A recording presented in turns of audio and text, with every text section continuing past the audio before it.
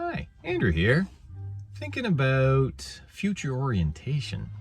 Now, I spoke about it in my last video.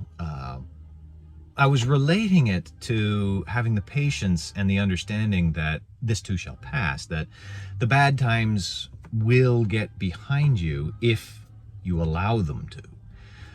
And in that that video, I was talking about being future oriented and how often the anticipation of something is greater for me than the actual event itself.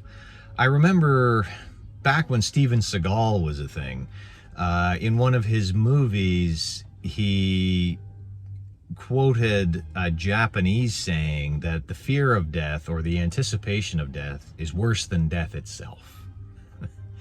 Yes, I used to watch terrible movies. I still watch terrible movies. If you want a terrible movie recommendation and you like heavy metal, Deathgasm. It's a New Zealand independent movie about the New Zealand garage band heavy metal scene and zombies and blondes with nice hooters. And it's a great movie.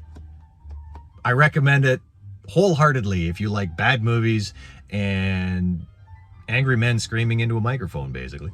Anyway, what was I talking about? Oh, yes, future orientation and how the anticipation, the expectation of the thing that's coming is greater than its actual effect, the arrival. I have a vacation coming up, and the anticipation of having fun with the kids on this vacation, I can pretty much guarantee I'm enjoying the anticipation more than I will enjoy the actual vacation. If you boys ever see this, understand, it doesn't mean I didn't enjoy the vacation. I just enjoyed the anticipation of how much fun I'm going to have with you and how much fun you're going to have, much more than the actual events, you know. It's like Bilbo Baggins and Adventures, where he says nasty, uncomfortable things make you late to supper. We anticipate adventures and we remember adventures with far greater pleasure than we have on the adventures. My year in China, yeah. Anyway, future orientation, I don't know if it's a problem, particularly for me because of my problems with depression, but it certainly plays into them. I borrow trouble from the future and I take good times and make them bad times. And if that future is really close, like say less than 2 weeks away when the boys are going to go back to school, last year in September, I sank into one of the most profound and dangerous spirals I've ever been in. One of the two worst spirals I have ever been in. I don't recall any anticipation of that, but I recall the depressive spiral I got myself into or found myself in. And am I putting myself in one?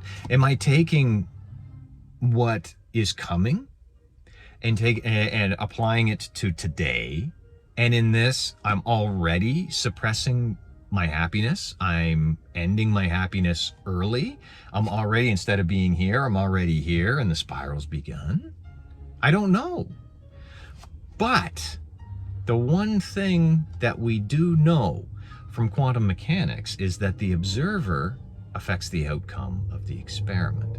And the very knowledge that through this future orientation, through this borrowing trouble, that I could be putting myself into great harm, into hazard, perhaps that knowledge will help me allow it to pass, to tie myself back to the last video.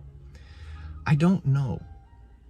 I'm not new to self-reflection, but we see through a glass darkly. Thank you, Apostle Paul.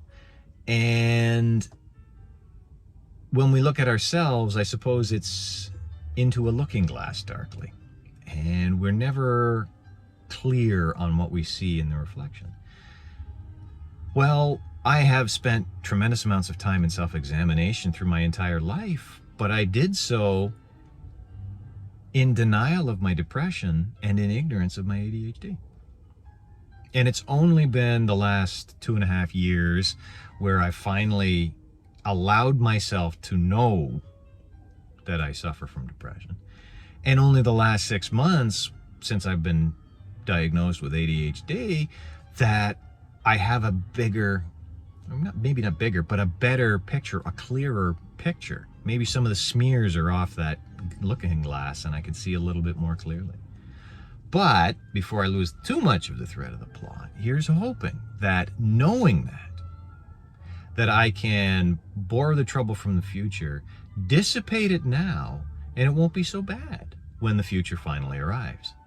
At least, that's what I'm hoping. That's what I'm planning. And again, going back to uncertainty and the observer affecting the experiment, maybe that will help me get through the upcoming turbulent times. I'll let you know. But in the meantime, thank you very much for watching. That was my time. Now it's your time. And in the meantime, take care, and you'll see me soon.